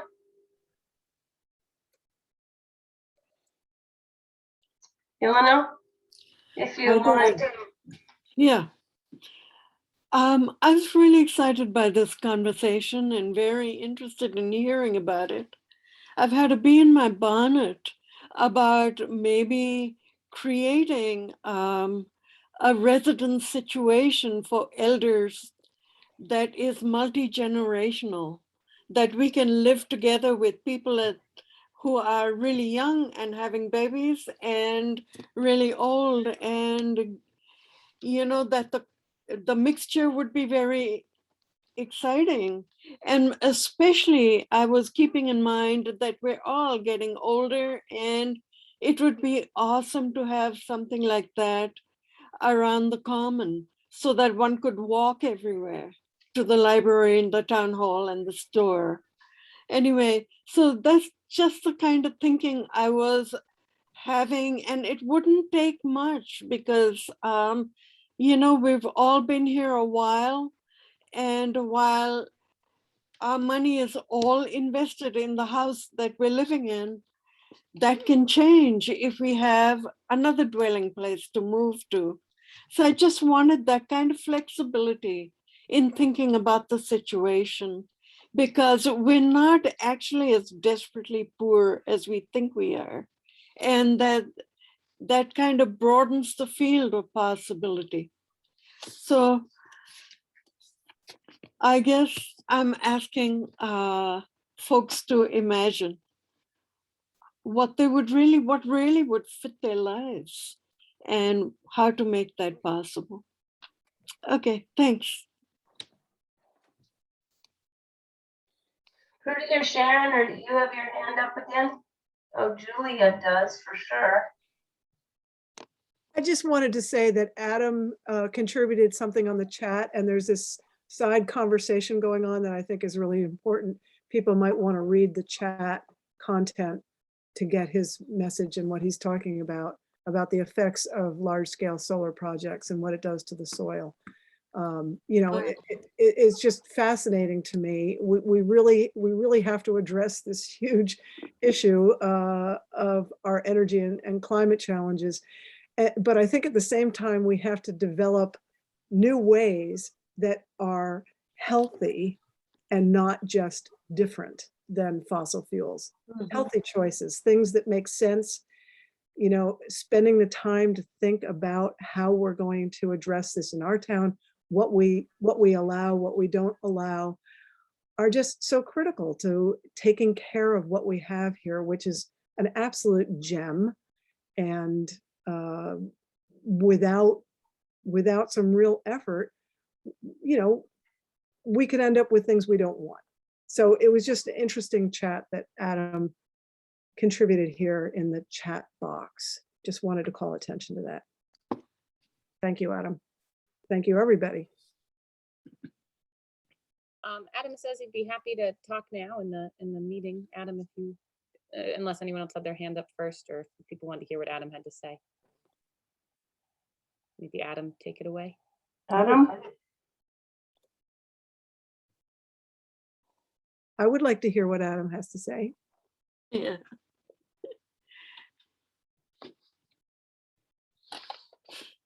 I don't see him on the Under screen. Temple Israel Greenfield. Oh.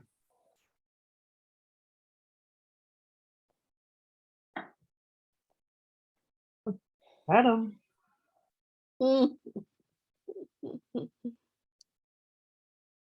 He says his mic is not working.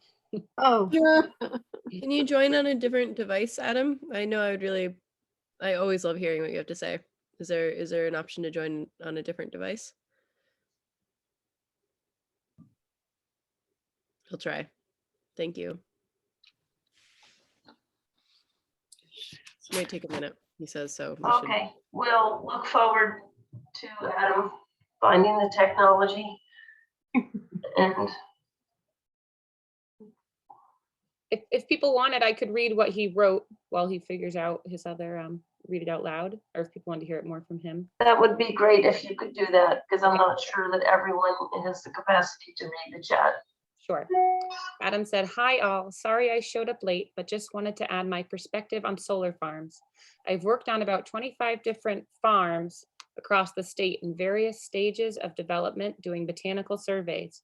I have seen wetlands forming in many solar arrays after construction, especially in locations that were previously forested.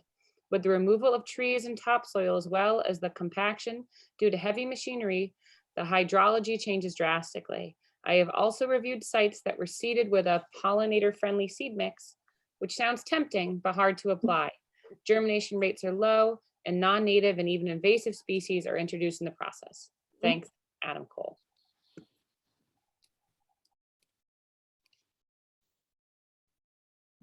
Great, that's helpful. Thank you. He says he doesn't really have anything else to add, but would be happy to answer any questions. Kara. Yeah, I just want to quickly respond to that I think that there are a lot of questions about how to regenerate soils after even a low impact solar installation. I've seen some smaller solar installations using low impact ground mounting that have very healthy plants growing underneath them. some of the larger projects, because of the amount of equipment, there is a lot of compaction that happens, but it is also possible to use regenerative practices to restore health to the soils, but we don't know what the timelines look like because we don't have enough research on it yet.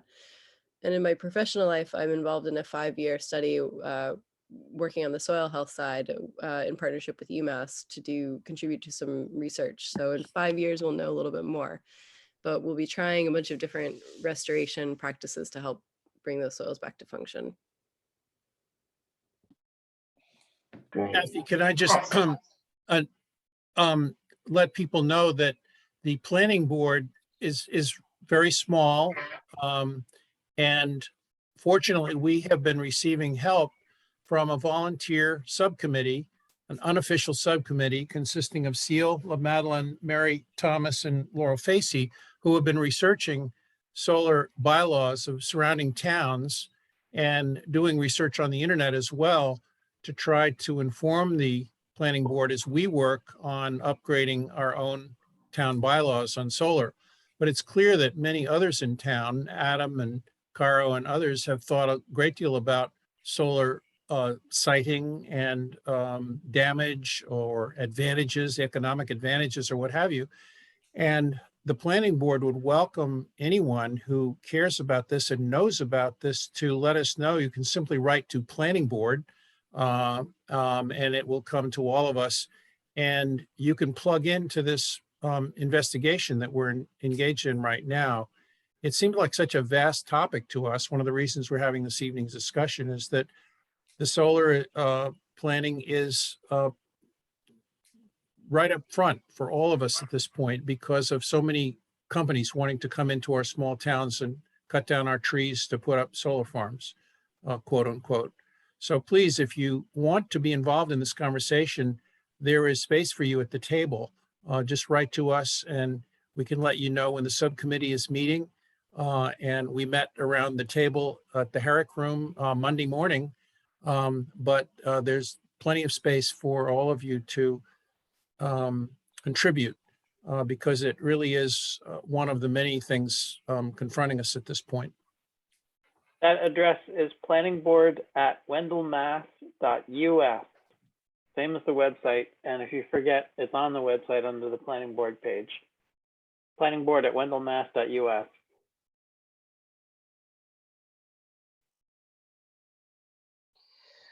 Yes, Jonathan? Jonathan? Am I unmuted now? Yes, Okay. we hear you. Well,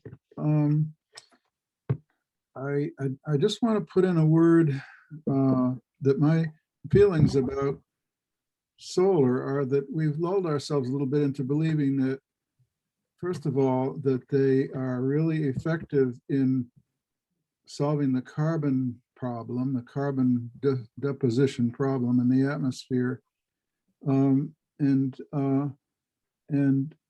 And second of all, that if we solve that problem, that we have somehow corrected our sort of erroneous relationship with the natural world. I mean, I know no one really believes that that's true, but I think we're acting as if global warming is it's certainly the most pressing issue. I don't think I would quarrel with that, but I think it's just one of the issues that we're faced with in relation to that all revolve around our relationship with nature, and the natural world being what holds this world together. I think we've got to get our whole relationship straightened out, not just part of it. But the other thing about solar that I've believed, and I think I've found a little bit of evidence of it, and Walt might have something to say about it if he's still with us. Is he? Maybe not. I would hate to think he couldn't add to this because I think he might know some of this stuff in a more factual way than I do. But I believe that there's so much slippage in getting a unit of solar energy based compared to what we were used to with carbon. I mean, with carbon, you invested $1 and got what, maybe you got $1.50 worth of energy, or maybe $10. I don't know I'm not giving exact ratios, but with solar, you invest $1 and you might get 10 cents worth of energy or something like that. Or maybe, it's the payback is way smaller and very and possibly in negative territory. So it's just not, it does make us at the point of use look like we're not depositing carbon into the atmosphere, but behind it all is an immediate infrastructure that's fairly carbon dependent, and an underlying infrastructure which is almost all carbon built. So here we are taking a free ride, or not accounting for that carbon and the necessity of eventually replacing it, as we see how cheap supposedly solar energy has become. So these are the areas where I think that we want to think in a more conservative and cautious way about keeping going all of the institutions and energy taking advantages that we have. And I agree so much with planning for a much more challenging future to meet the needs of our living planet than ones that normal planning processes would have us look at. I think we need to be more focused on conservation. I haven't heard that word. I don't know, maybe someone said it. I wasn't here at the beginning for the presentations because I was in their meeting, but I think cultural conservation is called for in our planning process, and I would encourage that to happen. I've been able to be heard. I had a little sign that my connection is unstable. Did I come Yes. through okay? Yes, we get the gist. You're breaking up a bit. Okay. Thank you. Okay, so just a time check. It's 10 of 9. I wonder if there is a summary, or I think it's coming to be the last call for Laurel. Yes. Laurel, we can't hear you. Laurel, unmute. Yes, thank you. I wanted to add that we did work as a community to have community solar some years ago. And sometimes what we're bucking our heads up against is the big powers of money, the corporations that kept us from having community solar. They said they needed to put in a substation. I was at a meeting when one of the representatives of the company said that they would allow the community solar project to be put in ahead of a larger one because it would fit in our substation. And then they didn't agree with that in the end. And so we still don't have community solar. And Northeast Solar pretty much gave up on Wendell and probably will use that plan somewhere else.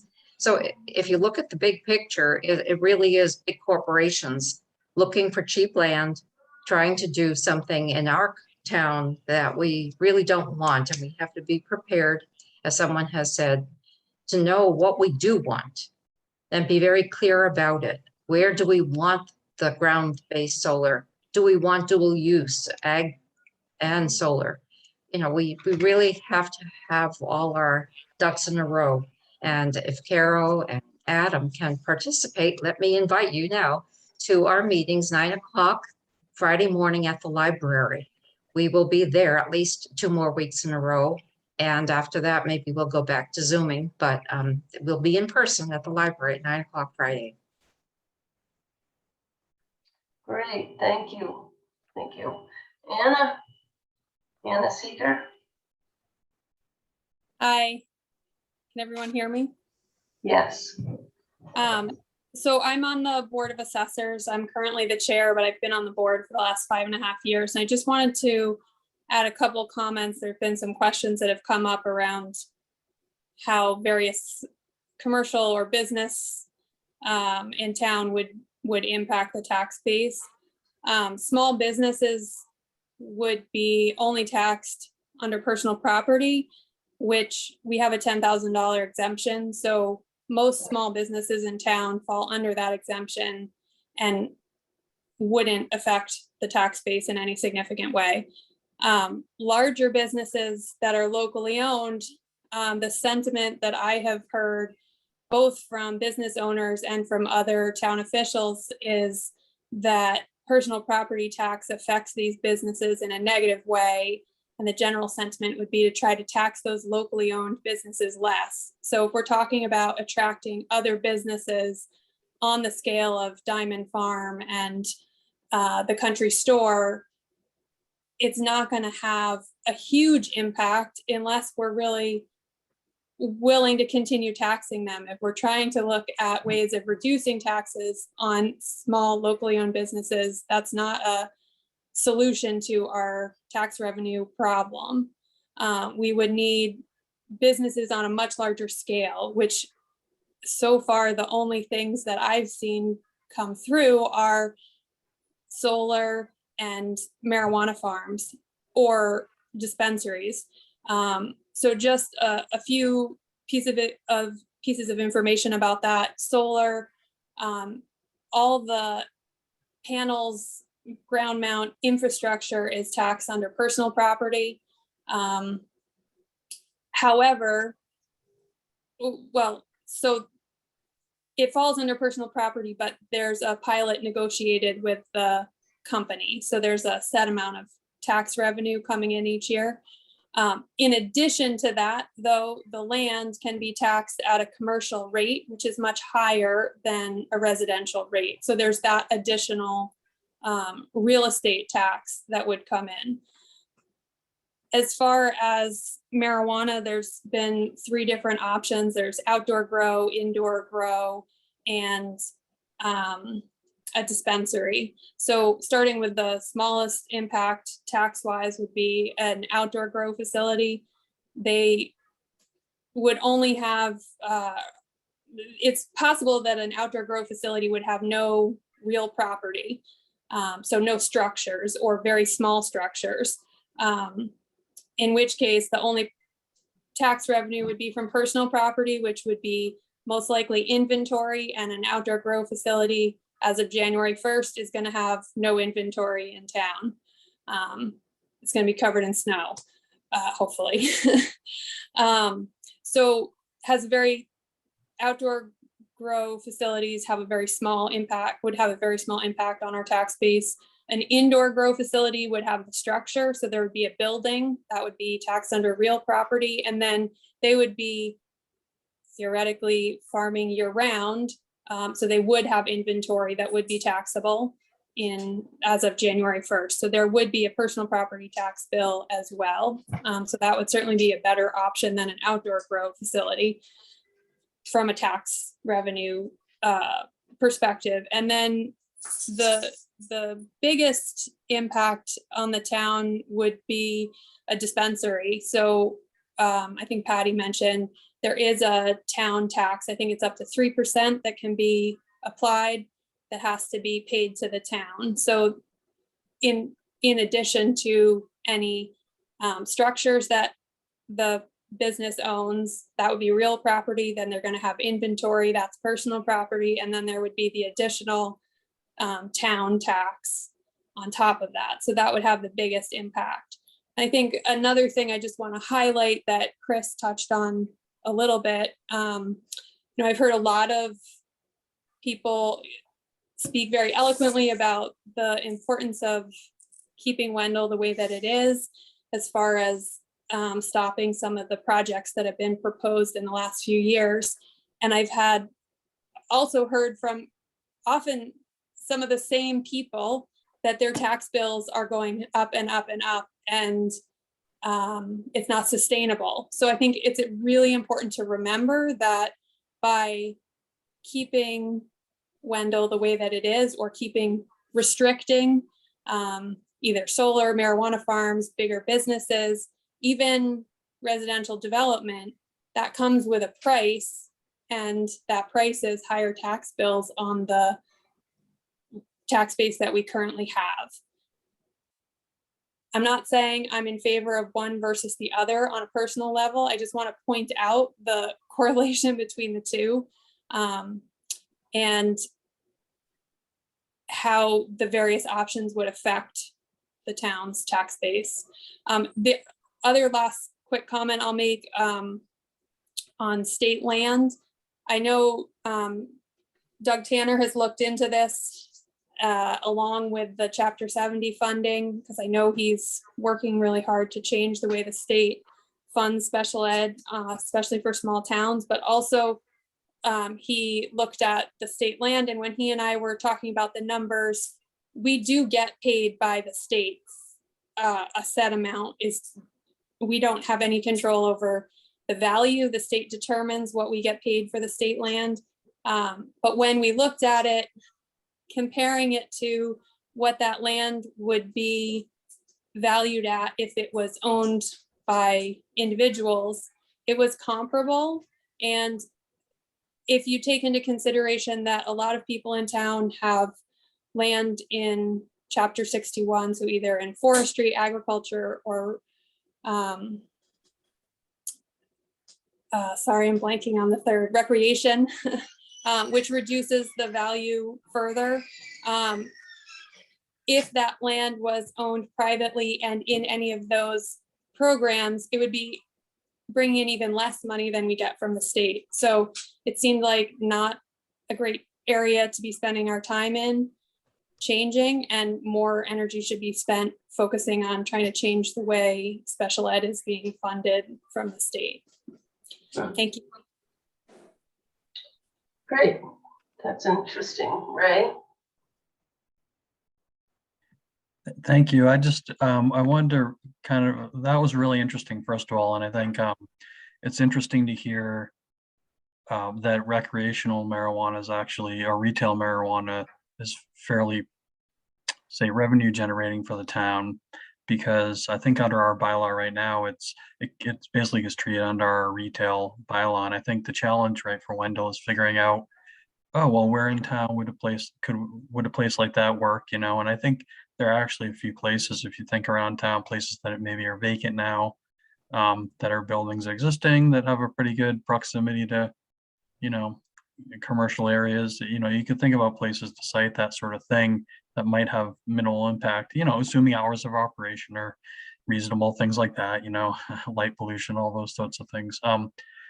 You know, the solar, I have to say, like, I grapple with solar a lot because one hand, my science mathematical end of my mind says, well, you know, yeah, you know, if you do the math, you know, the carbon generation, you know, on a whole may be more impactful than a forest. But the biologist in me views it very skeptically, though, because I think what we're missing there is the macroorganism that a forest is, and the relationships under the ground and above the ground between species, and how that kind of works. And a solar installation is not going to play that role, right? I mean, it's going to generate carbon, but, you know, especially like when we have studies coming out of Germany that simple things like leaf blowing and, you know, lawn treatments are also greatly impacting insect diversity. I just think we've got to be very careful about the long-term impacts that we just may not know about on a biological system when we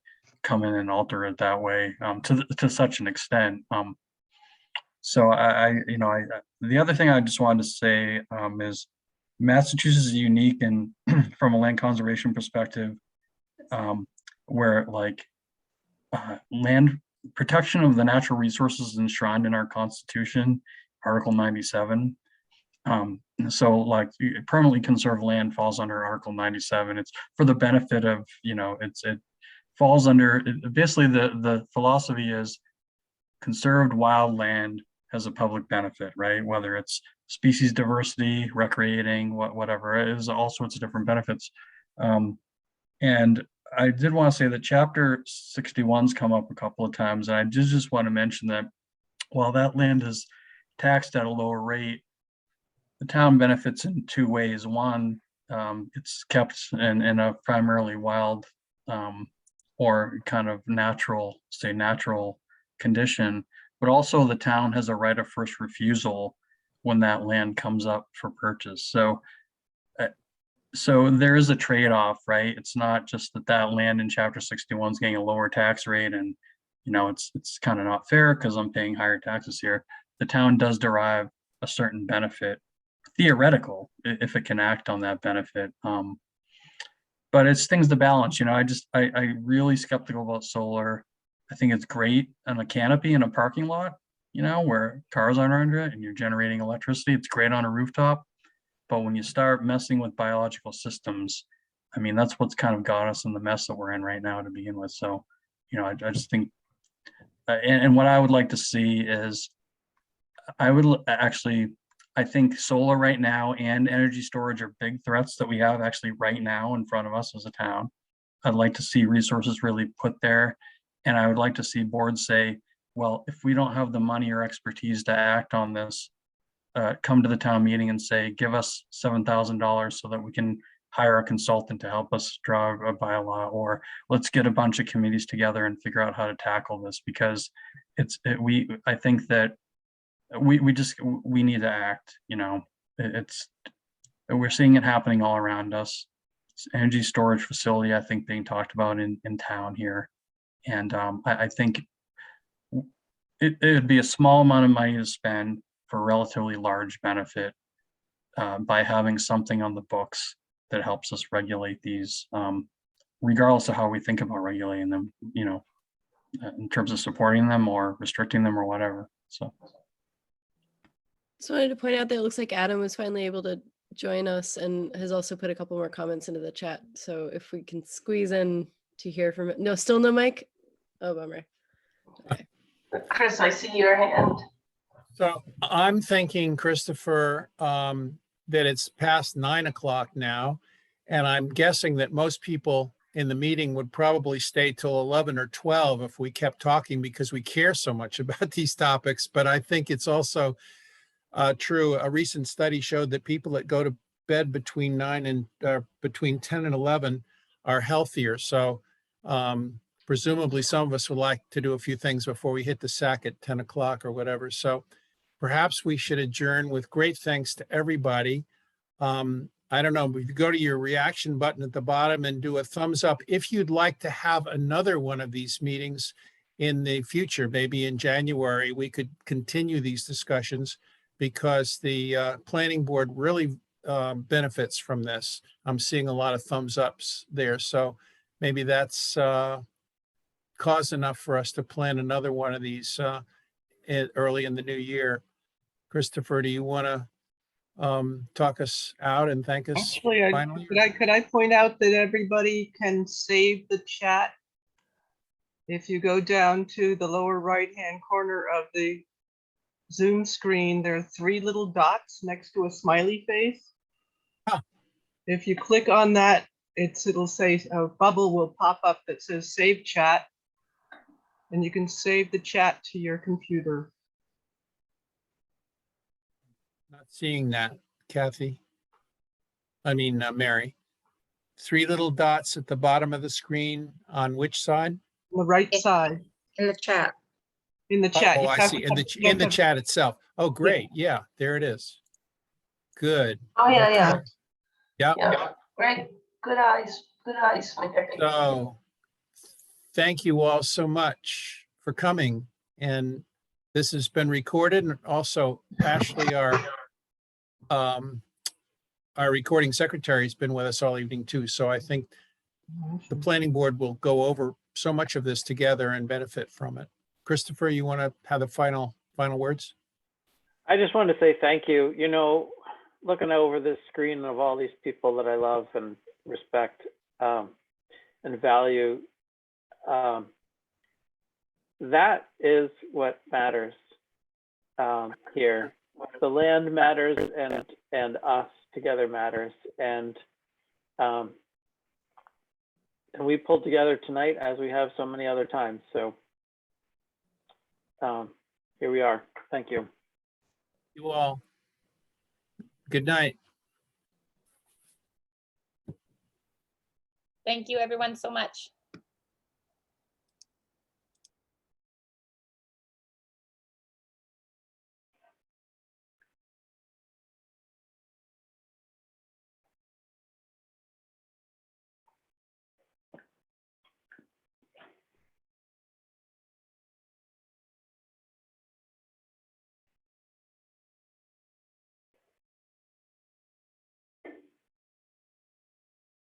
Well, Kathy, we did it.